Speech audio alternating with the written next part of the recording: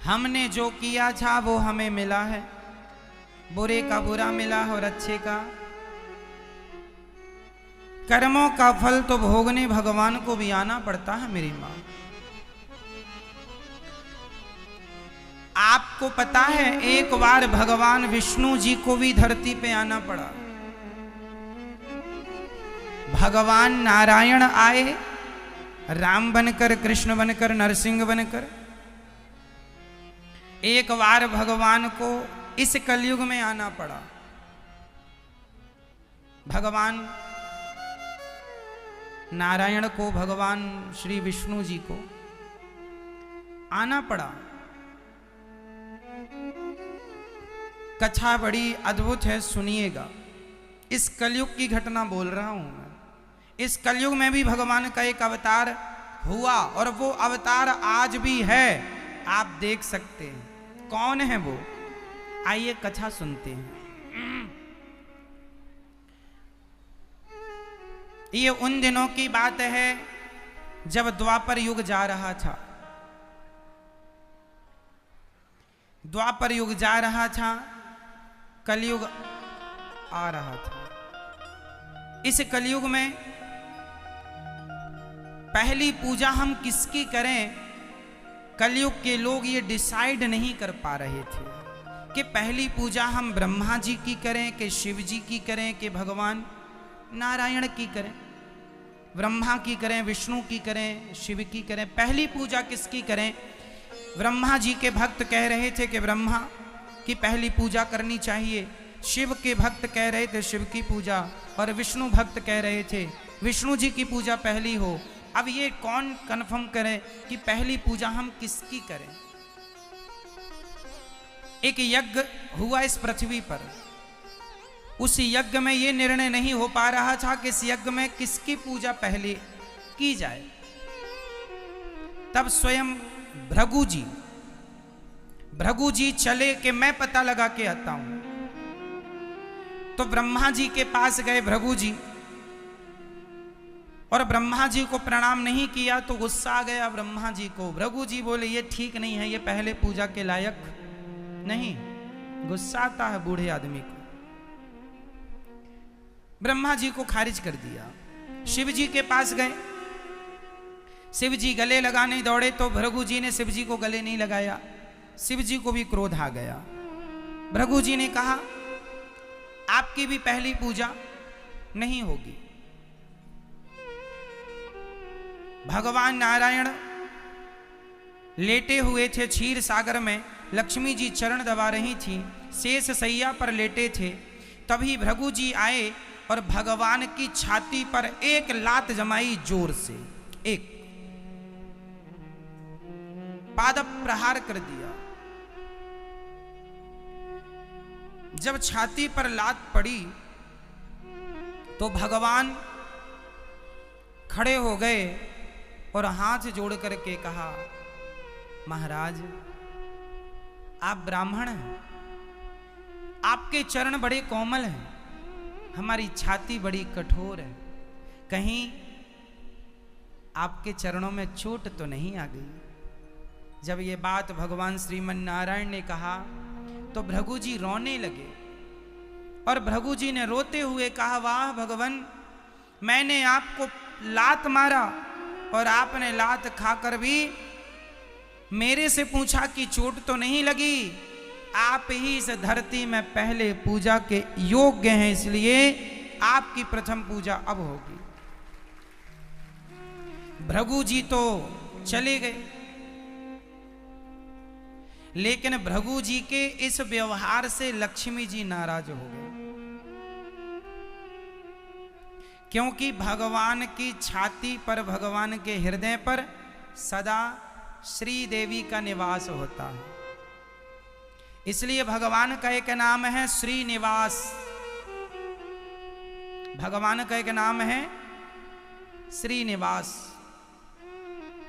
क्योंकि भगवान के वक्षस्थल पर, हृदय पर लक्ष्मी जी विराजती हैं। और आज लात मारी छाती पर तो वो लात नारायण को नहीं, वो लात लक्ष्मी को लगी, क्योंकि छाती पर तो वो बैठती हैं। तो लक्ष्मी जी गुस्सा हो गई। जाओ। उसने आपको लात मारा और आप हाथ विनती जोड़ते रहे। अरे हम नारियों का कोई सम्मान नहीं होता क्या? कोई भी लात मार के चला जाए, आप बने रहो भगवान। लेकिन ब्राह्मण देवता ने जितना अपमान मेरा किया है, आपने भी उतना अपमान मेरा किया। यदि लात ही खाना था तो मुझे छाती पे क्यों बिठाया? लक्ष्मी जी बहुत नाराज हुई भगवान नारायण से, और लक्ष्मी जी रूठ करके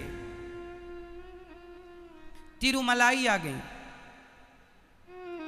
पृथ्वी लोक में लक्ष्मी जी बैकुंठ से रूठ कर कहां आ गई?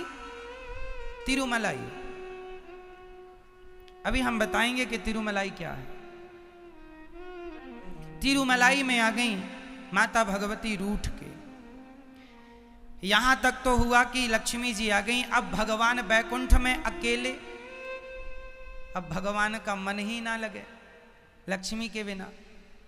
तब भगवान लक्ष्मी को मनाने के लिए इस धरती पे आए श्रीनिवास बनके। इस धरती पे वो प्रकट हो गए छोटे से बच्चे के रूप में, और एक सरोवर के किनारे भगवान रहने लग गए। वहां से एक बकुला मां गुजर रही थी। बकुला मां, तो बकुला मां ने की नजर पड़ी कि ये तो छोटा सा कोई बच्चा है। तो श्रीनिवास जी को बकुला मां ने पकड़कर उनका लालन पालन किया, खूब पाला पोसा, खूब सेवा की। जब श्रीनिवास, ये बकुला मां कौन है अभी हम सब बताएंगे स्पष्ट। जब भगवान श्रीनिवास बड़े हुए, छोटे से बन के आए ना, धरती पर छोटे से बन के आए, जब बड़े हुए तो उन्होंने एक जंगल में घोर तपस्या की। किसके लिए? लक्ष्मी जी के लिए। आज नारायण तप रहे हैं लक्ष्मी की प्राप्ति के लिए कि हे लक्ष्मी, तुम रूठ गई हो, तुम्हारे बिना हम अकेले हैं, अधूरे हैं, हमें तुम जल्दी मिल जाओ। जब भगवान के शरीर में दीमक लगने लग गई, तब ब्रह्मा और शिव लक्ष्मी जी के पास गए और बोले, माँ आपकी याद में भगवान श्रीनिवास बन के आए हैं और वो घोर तपस्या कर रहे हैं, उन्हें दर्शन दो ना माँ, उन्हें मिल जाओ ना, उन्हें माफ कर दो। पर माँ लक्ष्मी को ना जाने क्या हुआ, ना मैं माफ नहीं करूंगी। माफ नहीं किया माँ भगवती ने, और भगवान तपस्या करते रहे। तो लक्ष्मी जी ने कहा, आप दोनों गाय बन के जाओ और जहां वो तपस्या कर रहे हैं उनके मुंह में दूध की धारा बहा दिया करो, तो उन्हें खाने पीने को कुछ मिलेगा। तो ब्रह्मा और शिव गाय बन के, एक राजा थे, उस राजा के चरवाहा वहीं गाय ले जाता था। तो ब्रह्मा और शिव गाय बन के भगवान के ऊपर अभिषेक करते थे। दूध की धार गैया बहाती थी, क्योंकि वहां श्रीनिवास तपस्या कर रहे थे। और वो एक दीमक की तरह हो गए थे, मतलब ये नहीं लग रहा था कि यहाँ कोई इंसान है, दीमक। पर गाय अपना दूध छोड़ती थी। तो गौशाला में जब वो गाय जाएं तो उनके कोई दूध ना निकले, क्योंकि वो पूरा दूध तो श्रीनिवास जी को बहा के आए। तो चरवाहे को लगा कि ये दूध कहाँ जाता है। तो एक दिन जंगल में उसने गौर किया कि दूध कहाँ, तो उसने देख लिया कि ये दोनों गाय यहाँ पर अपना दूध बहाती हैं। तो उस चरवाहे ने उस जगह पर जहां पर वो दूध गिराती थी गाय, उस जगह पर कुल्हाड़ी मारी। तो भगवान श्रीनिवास के सिर पे कुल्हाड़ी लगी, और भगवान की जो लंबी लंबी जटाएं हो चुकी थी, उस कुल्हाड़ी से भगवान का कि वो सारी जटाएं कट गईं। जटाएं कुल्हाड़ी से कट गईं। जब जटाएं कटी तो भगवान की तपस्या भंग हो गई। भगवान ने वो चरवाहा दौड़ा दौड़ा राजा के पास गया, राजा को लेके आया, राजा चरणों में गिरे, महाराज अपराध हो गया, आप कौन है? भगवान ने कहा मैं श्रीनिवास हूं। अच्छा महाराज अपराध क्षमा हो करो, कृपा करो। भगवान दयालु, कोई बात नहीं, तुमने अपराध किया, कोई बात नहीं। छोटा मोटा दंड देके भगवान ने, वो अपनी मां के पास आ गए। भगवान ने ये कह दिया था कि राजन अब तुम मरने वाले हो, अगला जन्म तुम्हारा होगा तो तुम्हारी बेटी होगी पद्मावती, उस पद्मावती का विवाह तुम मुझसे करना। ये कह के भगवान उसे चले आए अपनी मां के पास। जो भगवान श्रीनिवास जी की मां, माता बकुला मां, ये बकुला मां बड़ा प्यार करती। कुछ दिन के बाद वो राजा मरा और राजा के यहाँ फिर बेटा जो हुआ, वो उस जन्म में वो राजा आया, उसका विवाह हुआ, उसकी एक बेटी हुई, नाम पड़ा पद्मावती। एक दिन पद्मावती जब बड़ी सुंदर हो गई, सयानी हो गई, बड़ी हो गई, विवाह के योग्य हो गई, तो एक दिन वो खड़ी थी और एक हाथी आ रहा था और वो हाथी सबको मारता रौंदता आ रहा था, पर पद्मावती खड़ी और वो हाथी पद्मावती की ओर आया और वो आके पद्मावती को पकड़ना चाहा। तब तक श्रीनिवास आ गए और श्रीनिवास ने हाथी को उठाकर जो पटका, और भगवान के रूप रंग को देखकर, क्योंकि श्रीनिवास उस समय मनुष्य के रूप में थे, तो पद्मावती ने जब श्रीनिवास जी को देखा तो वो उन पर मोहित हो गई। और जब मोहित हुई तो उसने रोका, क्योंकि उनके पिता ने बता दिया था कि तुम्हारा विवाह भगवान विष्णु से होने वाला है, क्योंकि वो श्रीनिवास तो साक्षात विष्णु हैं। अच्छा, इसने कभी देखा नहीं था पद्मावती जी ने कि वो कैसे हैं, पर इस आदमी पर उनका मन लट्टू हो गया और अंदर अंदर ये कहने लगी कि ये तो बहुत सुंदर है और ये तो मेरे मन को लुभा रहा है। तब श्रीनिवास ने भी पद्मावती को देखा और पद्मावती ने भी देखा, और देखकर दोनों अपने अपने रास्ते आए। श्रीनिवास उदास बैठ गए तो माँ बकुला माँ ने कहा, बेटा आज उदास क्यों हो? माँ तुम्हारे लिए बहू देखी है, पर वो एक राजा की बेटी है, हम तो ठहरे जंगल के, क्योंकि उस समय भगवान जंगल में कुटिया में रहते थे। तो बकुला माँ ने कहा मैं अभी राजा से बात करती हूँ। ये जो बकुला माँ है ये द्वापर की यशोदा मैया है। यशोदा मैया कैसे? क्योंकि यशोदा मैया ने भगवान श्री कृष्ण से 11.5 साल की उम्र में दूर हो चुकी थी। रुक्मणी जी से विवाह हुआ भगवान का, सत्यभामा से, कालिंदी से 16,108 विवाह हुए भगवान के, लेकिन एक भी विवाह में माता यशोदा सम्मिलित ना हो पाई। तो जब अंतिम में भगवान मिले ना, तो यशोदा मैया से पूछा था भगवान ने, माँ तुम्हारी क्या इच्छा है? तो यशोदा मैया ने कहा, कन्हैया तुझे बचपन का, तुझे दूध पिलाने का सुख तो मुझे मिला है, तुझे खिलाने का, तुझे रोता हुआ देखा है, हंसता हुआ देखा है, दौड़ता हुआ देखा है, तेरे हर रूप रंग को मैंने देखा है, पर मैंने तेरी शादी होते हुए नहीं देखी। कन्हैया तेरी माँ की इच्छा है कि मैं तेरी शादी होते हुए देखूं। तो जो मैया, भगवान ने कहा मैं कलयुग में अवतार लूंगा, तब मैं आपका बेटा फिर से बनूंगा और तब मेरी शादी आप ही कराओगी। तो वही यशोदा मैया, वृंदावन की यशोदा, आज दक्षिण भारत में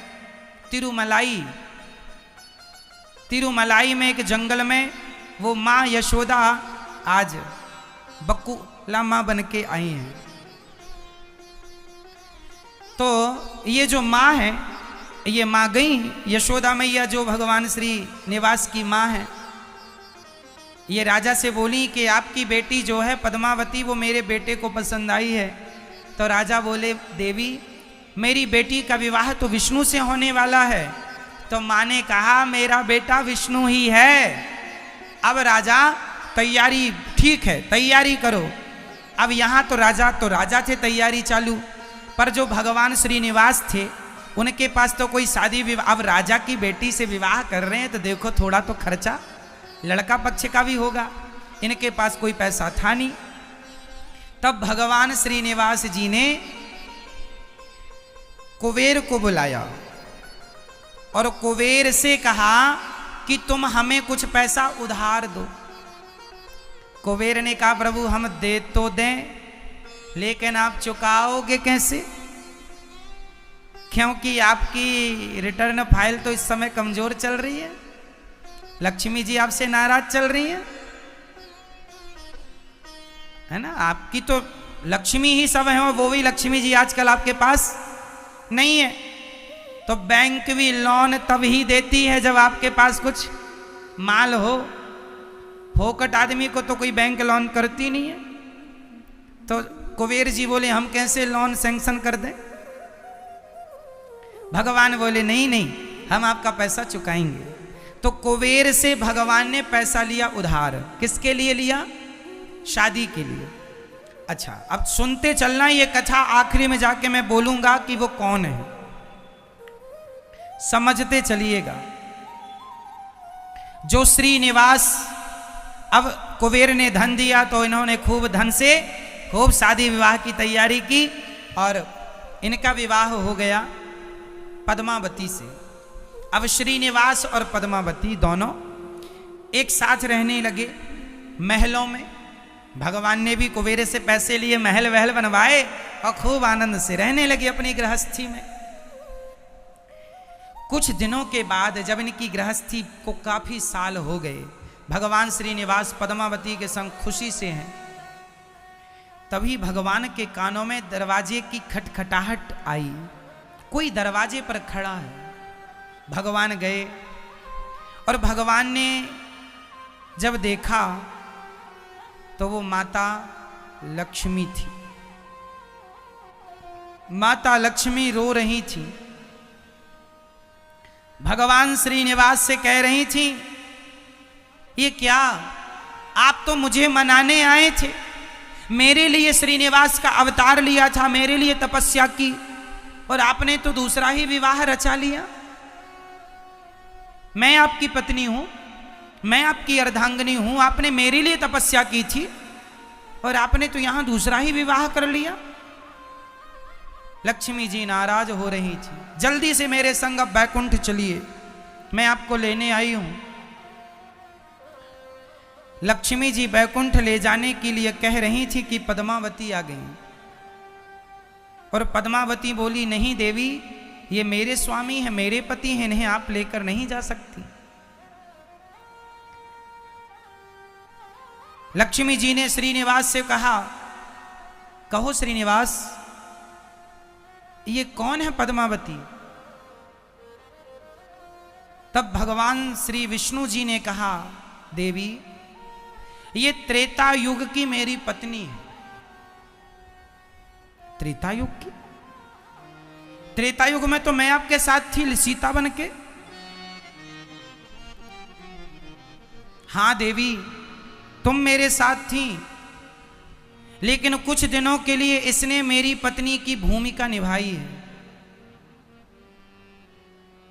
बताइए त्रेता युग में सीता की जगह किसने और कब भूमिका निभाई, कौन बताएगा?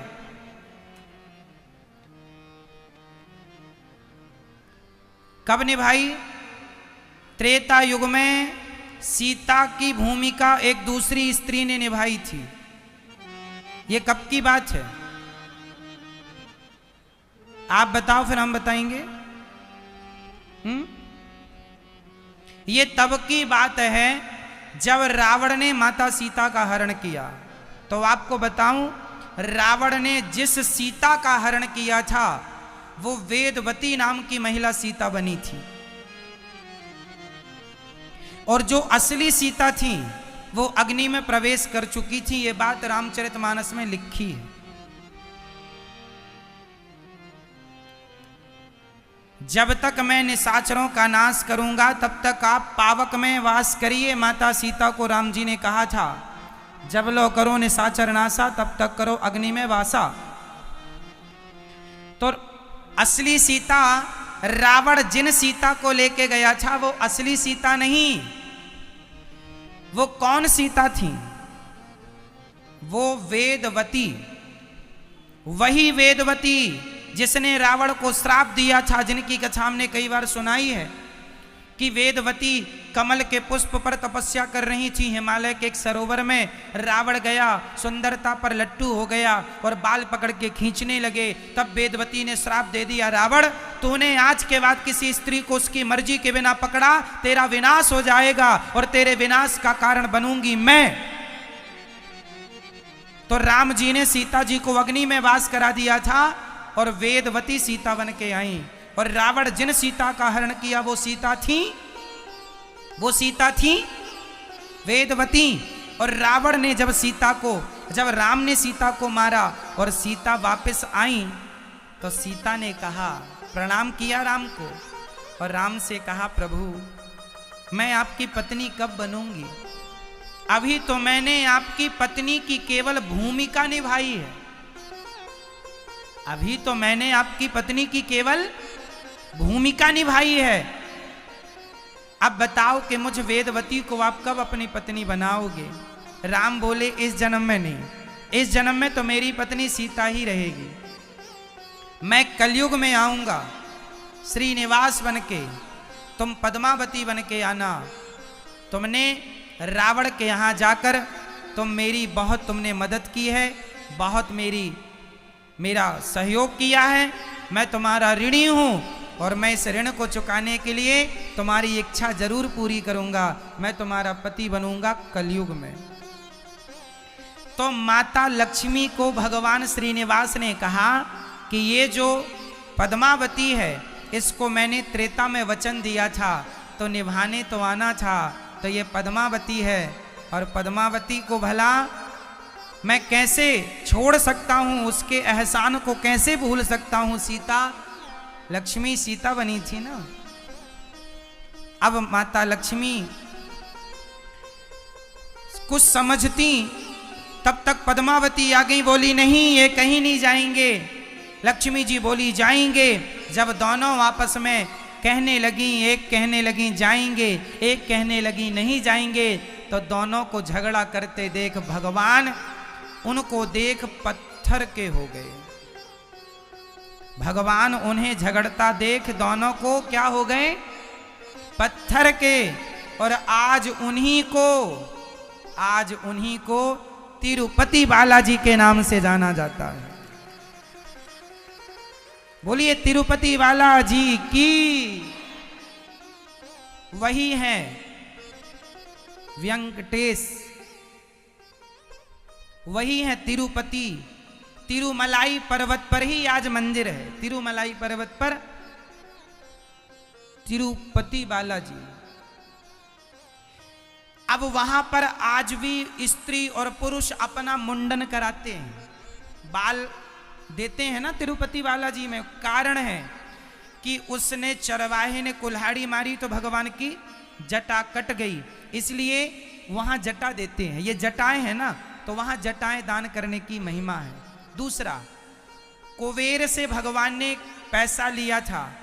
आज भी कहते हैं तिरुपति बालाजी को जितना भी चढ़ावा चढ़ता है उस चढ़ावे से तिरुपति बालाजी कुबेर को पैसा दे रहे हैं कि कलयुग में जो भक्त हमें चढ़ावा देंगे उससे हम कुबेर जी आपका पैसा चुकाएंगे। तो आज भी इस धरती के सबसे कर्जीले भगवान कोई हैं तो तिरुपति बालाजी। उनके सिर पे कर्जा है कुबेर का। उनके वहां फिर वो दोनों श्री निवास तो बन गए तिरुपति और लक्ष्मी जी बन गई, वो भी वहां पत्थर की हो गई, वो भी एक मूर्ति विग्रह में परिणत हो गई। और वहां पर पद्मावती भी मूर्ति के रूप में परिणत हो गई। और वहां पर हमारी श्री किशोरी जू भी पहुंची हैं लीला। हमारी श्री किशोरी जू मतलब श्री राधा रानी, श्री देवी, भूदेवी और लीला देवी, इन तीनों के पति हैं, इसलिए उनका नाम है त्रिपति। उनका असली नाम है त्रिपति, तीन के पति। तो तिरुपति जी बाद में नाम पड़ा त्रिपति से तिरुपति। तो जो तिरुपति है वो तीन के पति है, लीला देवी, भूदेवी और श्री देवी, पद्मावती और लक्ष्मी जी और साक्षात श्री किशोरी जी श्री राधा रानी। तो त्रिपति तीन के जो पति हैं वो तिरुपति। तो तिरुपति बालाजी की जन्म की ये कथा है। फिर वहां पर उनके बाद भगवान विग्रह के रूप में परिणत हो गए। मतलब ये जो तिरुपति बालाजी हैं ये कोई मूर्ति कहीं से बनाया नहीं, कहीं से लाया नहीं, साक्षात भगवान का शरीर इस कलयुग में हम जैसे पापियों के लिए उन्होंने विग्रह के रूप में परिणत कर लिए। ये भगवान का स्वरूप है तिरुपति बालाजी। फिर तिरुपति बालाजी के लिए वो पहाड़ पे खड़े रहे 800 साल तक। उसके बाद फिर कोई राजा ने उनके लिए फिर वो मंदिर बनाया, जो मंदिर आज भी है। तिरुपति बालाजी के हाथ में जो शंख चक्र है वो शंख चक्र स्वामी श्री रामानुजाचार्य स्वामी जी ने भगवान को दिए। इसलिए रामानुजाचार्य जी को तिरुपति बालाजी अपना गुरु भी मानते हैं। चर्चाएं बड़ी अद्भुत हैं, बड़ी लंबी हैं। तो तिरुपति बालाजी की ये कथा है। हाँ मैया, श्री रामानुजाचार्य जी 1000 साल पहले धरती पे आए, लक्ष्मण जी के अवतार थे, उन्होंने शंख चक्र दिए। तिरुपति बालाजी जिनकी पूजा आज भी रामानुजाचार्य जी के भक्तों के द्वारा की जाती है। उस क्षेत्र में 2 मंदिर हैं, एक तिरुपति बालाजी और एक रंगनाथ। आज हमारे भारत का सबसे बड़ा मंदिर कौन सा है? रंगनाथ जी का मंदिर सबसे बड़ा मंदिर है रंगनाथ। और सुनो, जो रंगनाथ जी का मंदिर है श्री रंगम कहते हैं। आज वर्तमान में क्या नाम है वहां? क्या नाम है? श्री रंगम। तिरुपति बालाजी से लगभग 300 किलोमीटर दूर है ये। जो श्री रंगम श्री रंगनाथ जी हैं, भगवान रंगनाथ जी की जो मूर्ति है, मूर्ति और मंदिर एक ही है। मतलब मूर्ति और मंदिर एक ही हैं, अलग अलग नहीं है। आपको यदि मूर्ति कहीं ले जानी है तो मंदिर भी ले जाना पड़ेगा, मतलब दोनों एक।